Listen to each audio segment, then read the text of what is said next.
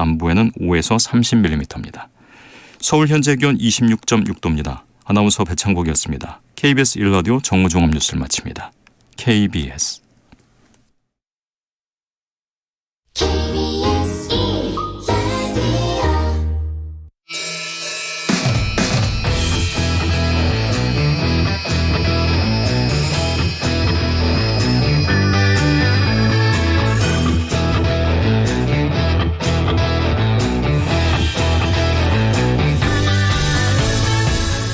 주말 시사의 중심, 정관용의 시사본부. 여러분 안녕하십니까, 정관용입니다. 드디어 국회가 공전을 끝냈습니다. 여야가 어제 이 후반기 국회 원구성에 합의한 건데요. 우여곡절을 끝에 좀 뒤늦게 후반기 국회 문이 열리긴 했는데 이 상임위원회별 쟁점이 워낙 여러 가지라서 여야의 갈등이 여전하고요. 그래서 협치가 제대로 될까 걱정이 큽니다. 다음 주부터 당장 대정부 질문 시작될 예정이라 또다시 격하게 여야 충돌할 것으로 보이는데 정상화된 국회 잘 가동될 수 있을지 지금부터 요목조목 분석해봅니다. 정관용의 시사본부 토요일 순서 시작합니다. 먼저 도로공사 연결해서 고속도로 상황 전해드리죠. 이주윤 캐스터. 네, 지금 이 시간대가 지방으로 가는 길 가장 밀리는 시간인데요. 최근 주말에 비해 확실히 정체가 많이 길진 않습니다. 경부선도 부산 쪽으로 충청 지역 중심으로만 밀리는데 천안부터 천안 분기점까지 가장 어렵고요. 더 가서도 대전터널 부근에서 짧게 정체입니다. 서해안선도 목포 쪽으로 총 정체 길이가 10km 정도밖에 되지 않습니다. 그중에서도 서평택과 서해대교 사이는 지나기가 꾸준히 버겁고요. 그나마 강원 지역으로 향하는 차들이 많습니다. 서울 양양선 양양 쪽, 남양주 요금소부터 서종까지 가장 밀리는데 강원권 진입하시더라도 조양과 홍천 휴게소 그리고 내촌 부근에서 각각 짧게씩 밀립니다. 영동선 이용하신다면 강릉 방향 정체가 마성터널부터 양지터널까지 계속되고 있습니다. 더 가서도 원주부터 새마을까지도 다시 한번 속도가 내려갑니다. 근교 나들이 차들로 수도권 제일순환선은 판교에서 구리 쪽이 가장 어려운데요. 송파부터 광암터널까지 정체입니다. 2시간에 한 번씩은 반드시 쉬어가 주시고요. 지금까지 한국도로공사 교통센터 이주연이었습니다.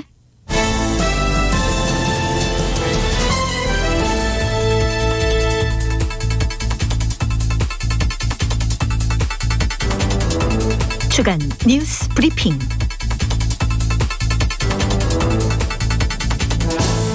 토요일 주간 뉴스 브리핑은 중앙일보 윤성민 기자와 함께합니다. 윤 기자 어서 오세요. 예, 안녕하세요. 53일 만에 후반기 국회 원구성 합의 이루어졌죠. 행안위 과방위 누가 맡느냐 이게 쟁점이었는데 어떻게 정리했어요? 1년씩 나눠 맡는 것으로 합의가 됐습니다. 아하. 후반기 국회가 2년이니까 절반씩 나눠 맡는 건데요. 우선 첫 1년은 국민의힘이 행안위를, 민주당은 과방위를 맡기로 했습니다. 그 나머지 1년은 또 바꿔서 맡기로 했고요. 예. 민주당이 협상 과정에서 이런 안을 먼저 제안했고 국민의힘이 수용했다고 합니다. 전체 그 국회 상임위가 18개인데 그중에서 7곳의 상임위원장을 국민의힘이 맡고 11곳은 민주당이 맡는 식으로 정리가 됐습니다. 예. 왜 여당이 더 적냐 이렇게 궁금해하실 분도 있을 것 같은데 의석수 때문이죠. 뭐. 예, 국회 의석수가 민주당이 많아서 그런 거고요. 이 외에도 특위를 3개 운영하기로 했는데 사법개혁특위, 연금개혁특위, 정치개혁특위 이렇게 운영하기로 했습니다. 주요 정치인들 어떤 상임위에 가느냐도 관심이잖아요. 예. 안철수, 이재명 이런 분들 어디로 갔어요? 안철수 의원은 외통위 그리고 이재명 의원은 국방위에 각각 위원으로 참여를 합니다.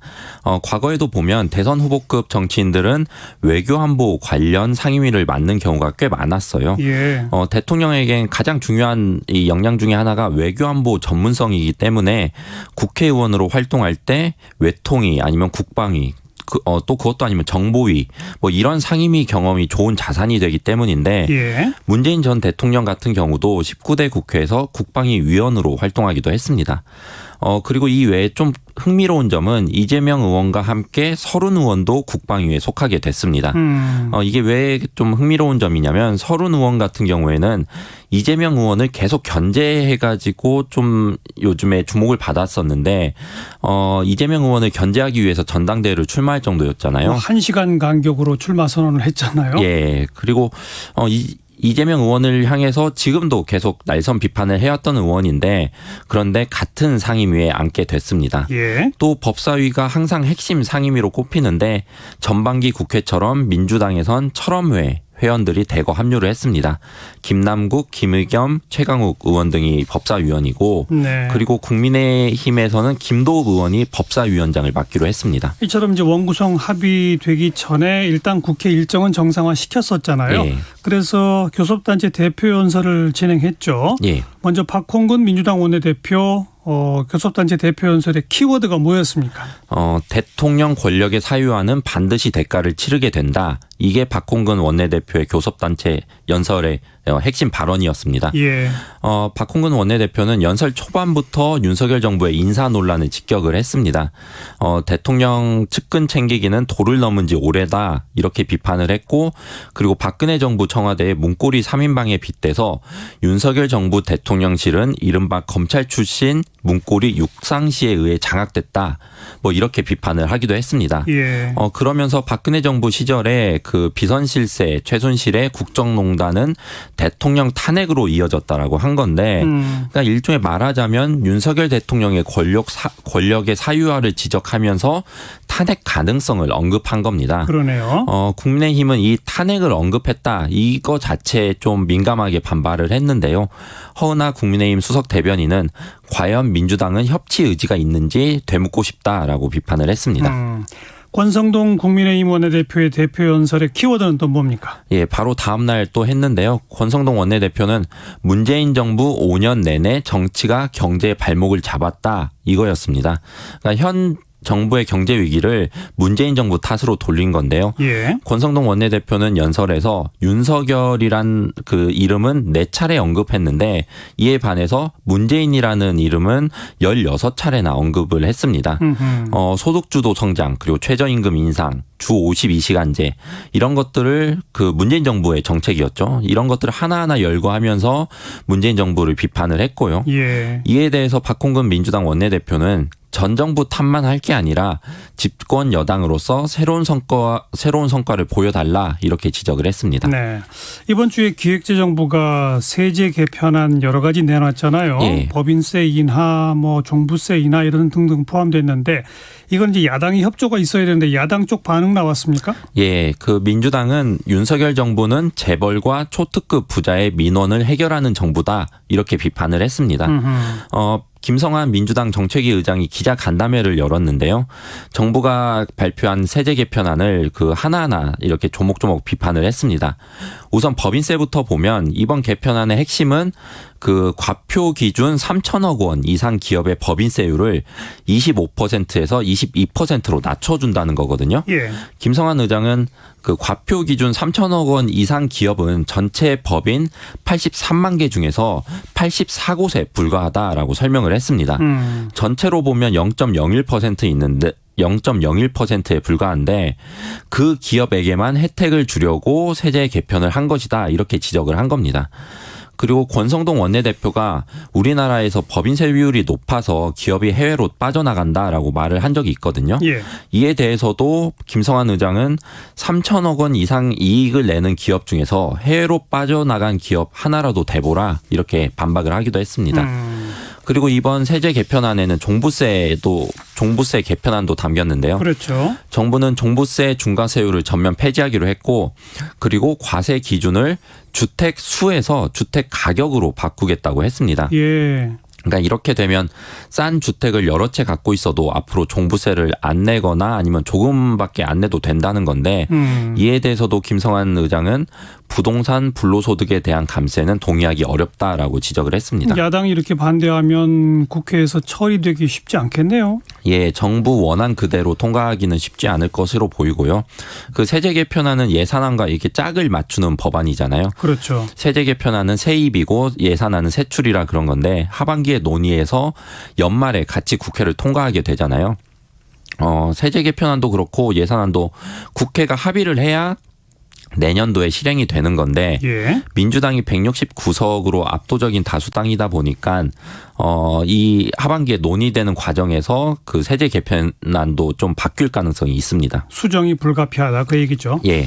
자, 양당 소식으로 들어가서 국민의힘은 이른바 윤핵관의 핵심이라는 권성동 원내대표와 장제원 의원 사이의 갈등이 수면 위로 올라왔죠. 예. 어떻게 시작된 거죠?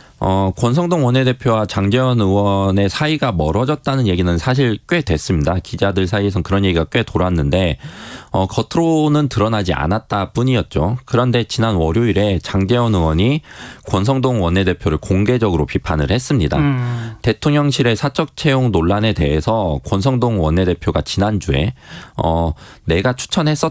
그리고 곧 대통령실에 압력을 넣었다라고 말을 했었고 예. 그러면서 장제원 의원에게 내가 부탁을 했다. 그리고 7급 넣어줄 줄 알았는데 9급이더라.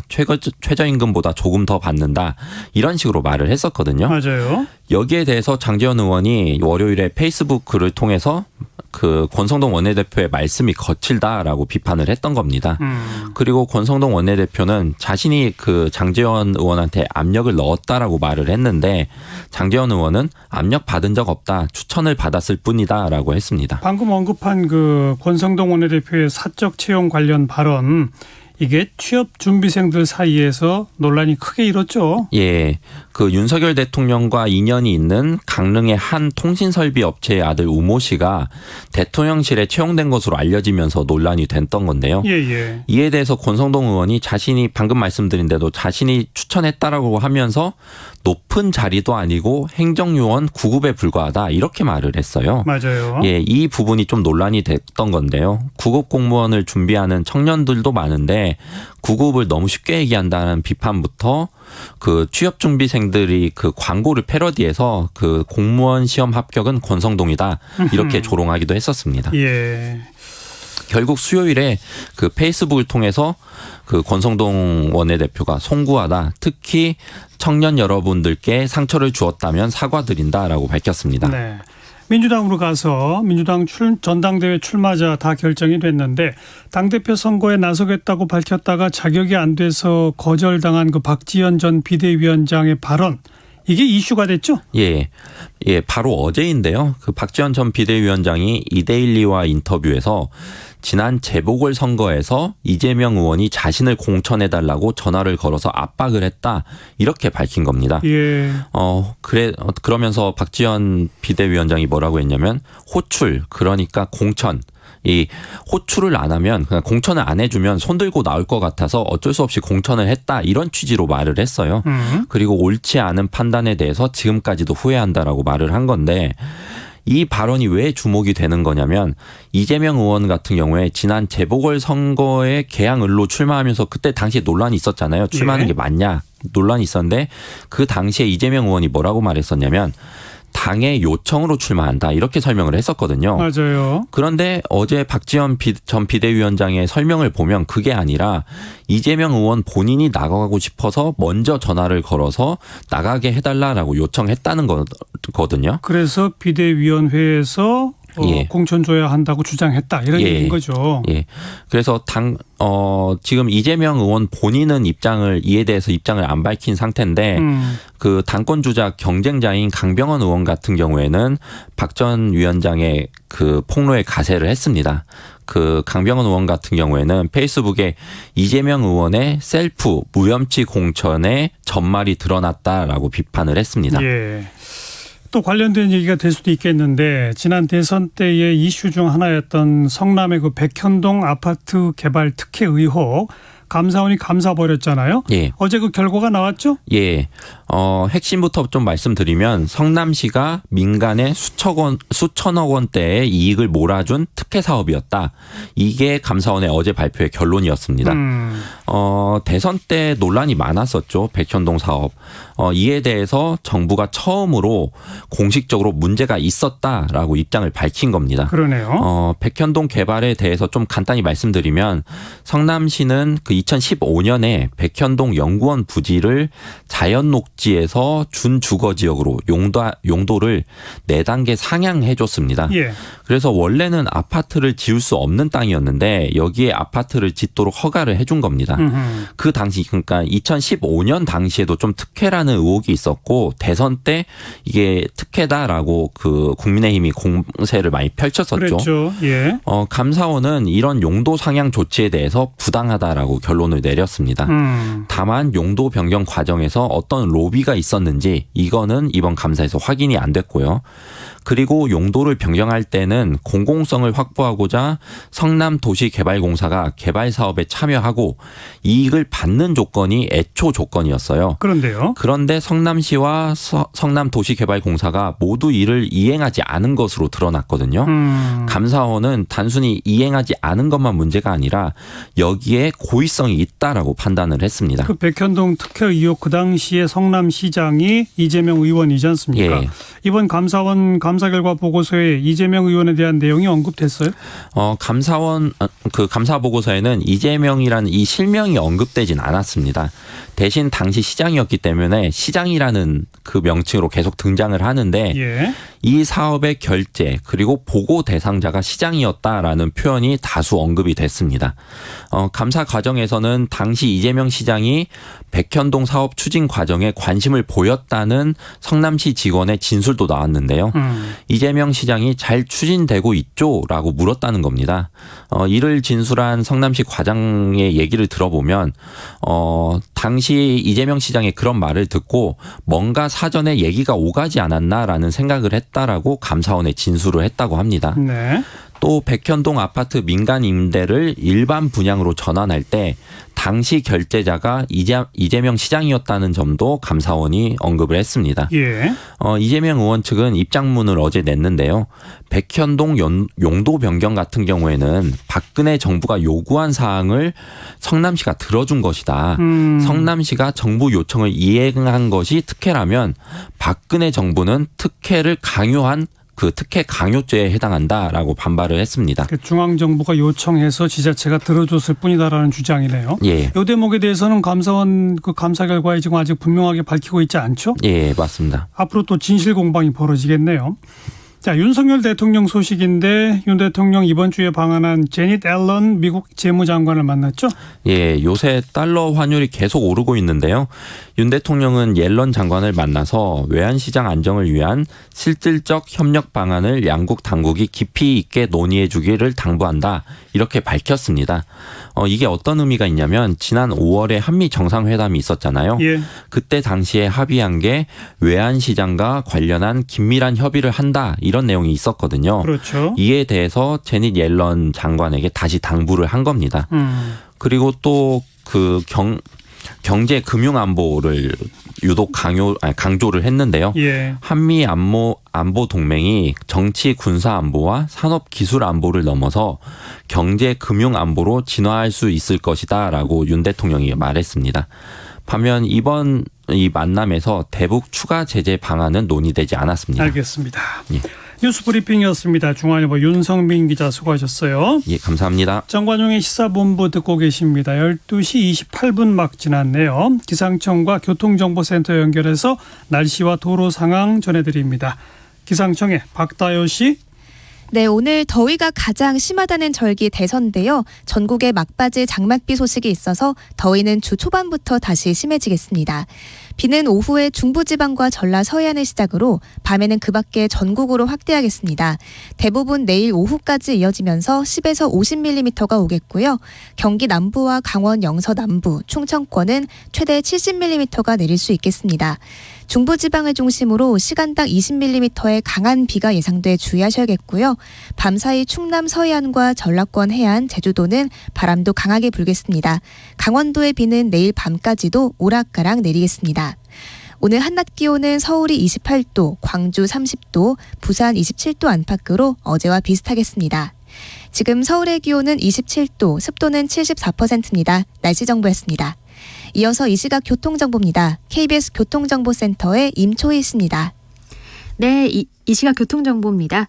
다음 주부터 본격 휴가철이 시작됩니다. 이번 주말은 전국에 비 예보도 들어있어서인지 댁에서 주말을 보내는 분들이 많을 것 같습니다. 고속도로 정체가 평소 주말보다는 심하지는 않은 편인데요. 영동고속도로 강릉 쪽으로 서용인 분기점에서 양지터널 부근 그리고 호법에서 막히고요. 강원 지역에선 원주 분기점에서 소초 졸음쉼터 쪽으로 8km 구간, 새말 부근 그리고 동둔내 하이패스에서 둔내터널 쪽으로 정체입니다. 동둔내 하이패스 1차로에선 고장난 차를 처리하고 있고요. 서해안고속도로 서울 방향으로는 대천 부근 1차로에서 사고 처리하고 있습니다. 조심해서 지나시고요. 이후에는 화성휴게소 부근에서 정체인데 3차로와 갓길에서 고장난 차 처리하고 있어서고요.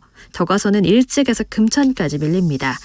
반대 목포 방향은 금천과 서평택에서 서해대교까지 10km 구간 밀리고요. 목포 지역에선 일로에서 정체인데요. 일대 하위 차로에서 작업을 하고 있습니다. KBS 교통정보센터에서 임초희였습니다.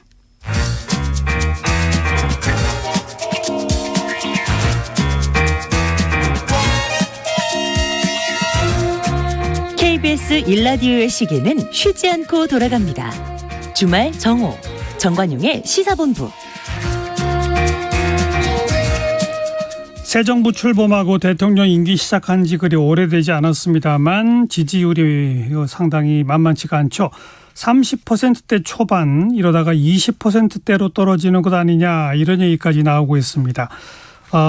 여당 내부에서는 또 이른바 윤핵관들 사이에 갈등설 이런 것들이 튀어나오고 이준석 대표의 징계가 계속 또 논란을 이어가고 있는 그런 양상이어서 당, 정부, 청와대 뭔가 좀 문제의식을 느껴야 한다 이런 지적들이 나오고 있는 상황이에요.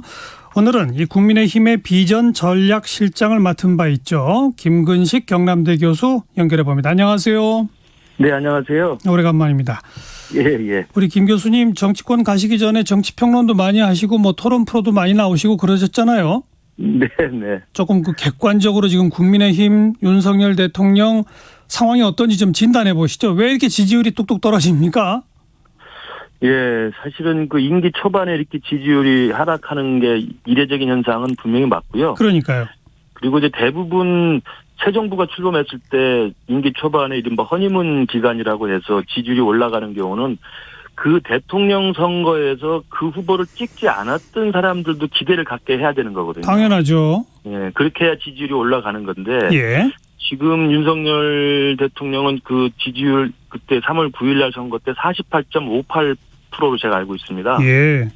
그 지지율보다도 사실 아래로 나오기 때문에 긍정평가 응답층이. 그냥 아래로가 아니라 대폭 아래로입니다. 예. 그렇기 때문에 본래 임기 초반에는 많은 사람들이 자기를 찍지 않았던 상대방의 지지층까지 끌어들이는 것이 통상인데. 예.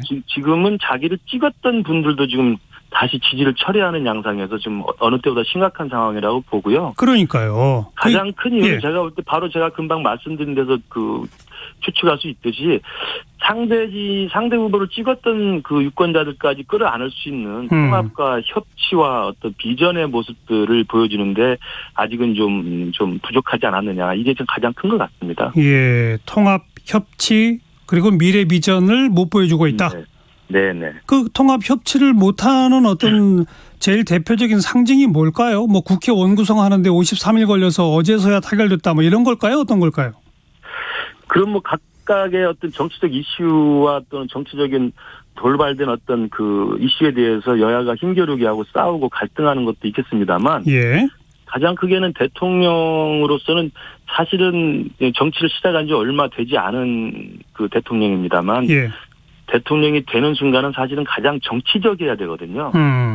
그렇다고 한다면 정치인 대통령으로서 통합과 협치를 시작할 때는 원구성 협상도 마찬가지고 그다음에 새로운 그 안보 이슈에 대한 지금 갈등도 마찬가지고 대통령실에 채용해 가는 것도 마찬가지고 각각의 정치 쟁점마다 예. 대통령이 이 부분을 어떻게 정치적으로 풀어갈 것인가에 대한 고민이 있어야 된다고 생각합니다. 그런데 가장 큰 것은 정치인 대통령으로서 야당을 어떻게 설득할 것인가. 예. 그리고 야당과 어떻게 협상하고 타협해낼 것인가.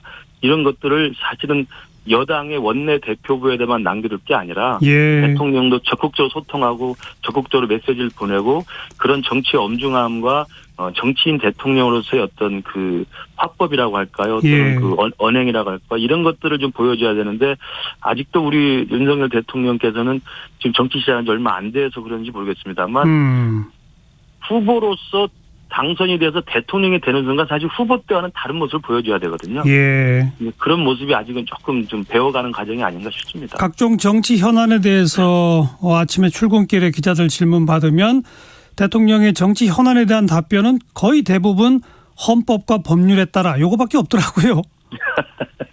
이제 아직은 이제 그 검찰 출신으로 오랫동안 복무를 했기 때문에 예. 그런 뭐 화법이 남아있긴 합니다만 이 도어 스태핑이라고 하는 출근길 약식 기자회견도 저는 굉장히 신선한 시도라고 생각이 들고요. 예. 그리고 역대 대통령이 할 수 없었던 국민과 직접 소통하는 그런 모습이기 때문에 굉장히 좋은 방향입니다만은 예. 아까 말씀드린 것처럼 정치 시작한 지 얼마 안 되셨고 그리고 정치적 화법 그리고 정치의 어떤 정무적 고려라고 하는 것들이 아직 익숙지 않기 때문에 예. 굉장히 직설적으로 그리고 돌직구 스타일로 그 가감 없이 전달하는 모습 속에서 일정 정도는 대통령은 조금 더 언행에 신중해야 되지 않느냐라는 그런 국민들의 대부분의 기대에서 조금 벗어나지 않았나.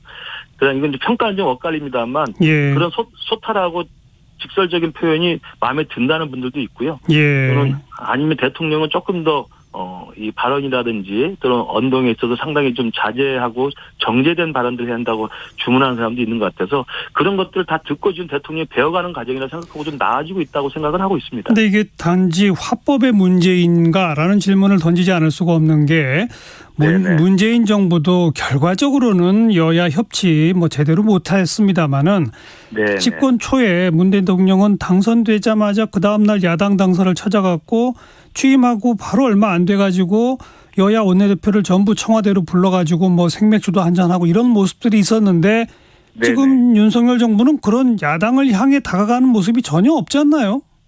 제가 아까 말씀드린 것도 바로 그 점입니다. 그러니까 그 대통령으로 취임해서 득표율보다 높은 지지율을 받기 위해서는 자기랑 상대했던 경쟁 후보를 찍었던 지지층들을 끌어와야 되는 것이고 예. 그것은 바로 야당과의 협치 그리고 야당과 서로 상생하고 협상하면서 대통령이 단지 여당 진영의 정치인이 아니라 전체 대한민국 국가의 지도자라고 하는 모습들을 보여줘야 되거든요. 예. 바로 그런 모습이 이제 금방 말씀하신 통상적으로 보면 여야 지도부 회동을 한다든지 아니면 야당의 원내 지도부하고 협상을 하거나 만남을 하면서 예. 필요로 하는 국정 운영에 필요로 되는 입법 활동을 도움을 요청한다든지 설득한다든지 이런 모습들을 좀 보여주는 게 필요한데 아직까지는 이제 그런 모습이 좀 있지 않았죠. 물론 이제 취임 초부터 이러저러한 정치적 이슈로 좀 분주하긴 했고 그다음에 나토 정상회의 다녀오고 해서 그런 것도 있었습니다만 어찌됐든 이번에 이제 어렵게 국회 하반기 원구성이 돼서 의장단하고도 회동을 하겠다고 하기 때문에 저는 지금부터라도 여야 지도부를 포함해서 야당과의 긴밀하고 활발한 자주 소통하는 것이 필요하다고 생각합니다. 그런데 반대로 이 뭐 북한 어민 북송 또 서해 공무원 사건 이런 거에 대해서 윤석열 대통령이 특별히 각별한 관심을 표명하고 그러고 나니까 국정원이 나서서 전직 국정원장들 고발하고 뭐 통일부가 나서서 사진 동영상 공개하고 국방부 나서서 또 입장 발표 또 경찰청 나서서 입장 발표 뭐 이런 그러면서 계속 전 정권을 향한 수사 국면 사정 국면으로만 가려고 하는 것 같은 모습 이게 뭐 대통령의 뜻에서 비롯됐든지 어쩐지는 모르지만 일단 대통령이 처음 관심을 표명한 이후에 정광석화처럼 막 움직이는 이런 모습은 정치권에 다 알려져 있단 말이에요. 이게 어찌 보면 야당을 끌어안으려는 야당을 지지했던 사람을 포용하려는 게 아니라 야당을 더 공격하고 궁지에 몰려는 이런 모습으로 보이는 거 아닐까요? 그런 양측면이 있어 보입니다. 그러니까 지금 제기된 그 탈북민 강제 북송 사건이나 그다음에 서해 공무원 피살 사건은 사실은 이미 어쨌든 간에 이왕에 불거진 일이기 때문에 이 부분을 묻어버리거나 진상규명을 하지 않고 넘어갈 수는 없는 처지까지 온 것 같습니다. 그래서 이왕 이제 제기된 것이기 때문에 더 이상 이게 여야 간의 정치적인 정쟁의 수단으로 이렇게 확산되는 것보다는 이미 검찰 수사가 시작이 된 만큼 조금 더 객관적이고 엄정한 수사를 빨리 신속하게 해서 진상을 좀 규명하고 잘못된 것이 있으면 바로 잡고 또 잘못한 사람과 기관이 있다고 한다면 법적 처벌을 묻는 것이 빨리 진행이 돼야 될 것 같고요. 그 부분에 대해서 당연히 민주당 전임 정부에서는 이제 전 정권과의 신구 권력 투쟁으로 볼 수도 있는데 예. 저는 그것은 그 시초가 어찌됐든 간에 이왕 제기된 것이고 대한민국의 정체성과 관련된 것이고 또 대한민국 정부 기관이라고 하는 국기와 관련된 것이기 때문에 저는 이거 그냥 넘어갈 수는 없다고 생각합니다. 그러나 이것이 정쟁으로 하는 것보다는 빨리 수사와 진상규명과 책임자 처벌이라고 하는 걸로 이관이 돼야 될 것 같고요. 말씀하신 것처럼 그런 것보다는 사실은 아까 계속 말씀드립니다만 예.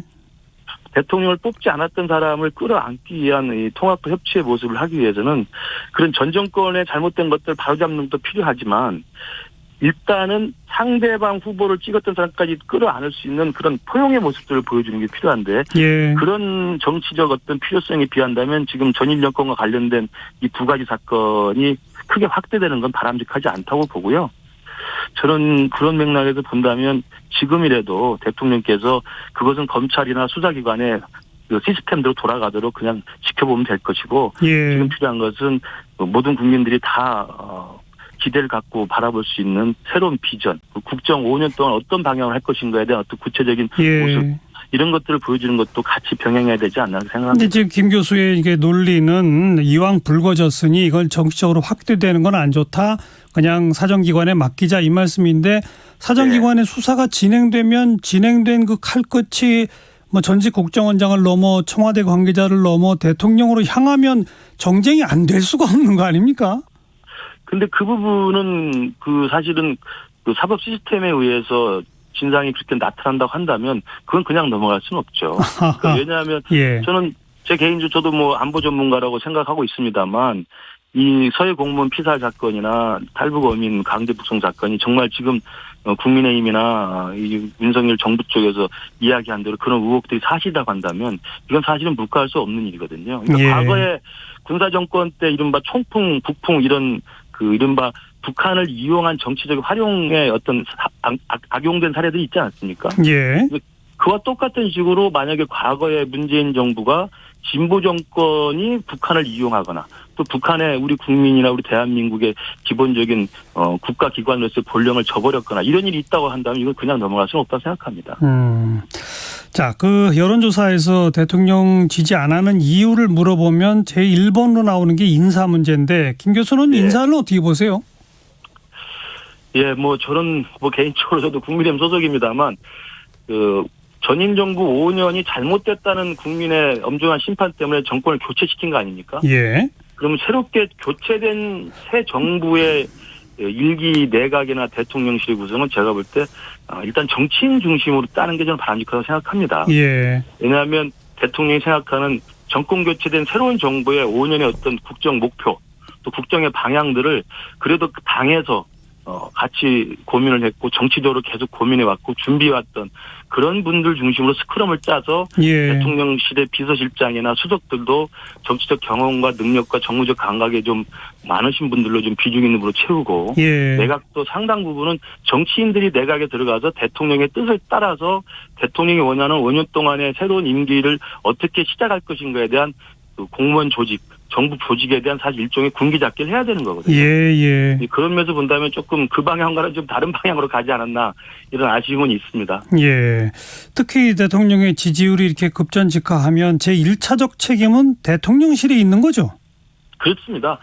지금 대통령실의 여러 가지 시스템의 부재나 그다음에 여러 가지 논란들이 커져 나오는 것에 대해서는 아마 대통령도 인지를 하고 있을 것이고 대통령실 내에서도 저는 이제 지금 자체적으로 점검을 할 거라고 보고요. 예. 우리 국민의힘 여당 내에서도 그 부분에 대한 문제제기는 하고 있습니다. 그래서 예.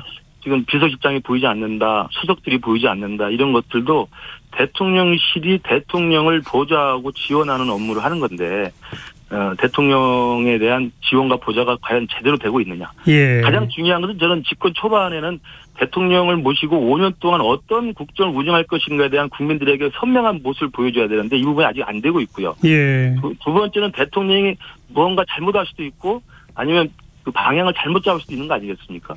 그러면 그러한 대통령의 잘못이나 아니 실수에 대해서 이 보좌하는 그 대통령실에서는 그때 직언을 해줘야 됩니다. 예. 이래서는 아니되옵니다. 예. 이런 부작용이 있을 수 있습니다라고 직언을 할 수 있는 참모와 보좌그룹이 있어야 되는데 과연 그게 있는지 예. 이 부분에 대해서 아마 대통령이 스스로 대통령실 내부에서 점검을 할 필요가 있다고 생각합니다. 지금 국민의힘도 대통령실 개편에 대해서는 목소리를 내고 있다라고 언급하셨잖아요. 네네. 혹시 좀 가시권에 들어와 있습니까? 대통령실 인사 개편이 언제쯤 있을 거라든지 아니면 그냥 아직 문제제기 단계입니까?